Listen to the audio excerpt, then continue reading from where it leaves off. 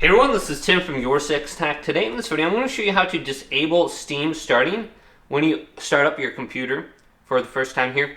Now, what you can easily do is go to the Steam settings, select this, going down to where it says Interface, and we're looking for Run Steam when my computer starts, and we can disable it right there.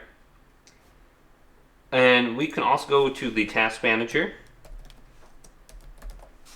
and we can open this up, and we have the option to disable applications from starting up under here. So we can go to Startup Apps, and we can locate Steam under here. And you can see it's a Startup Impact High, and then we can right click on it and we can disable it under here as well.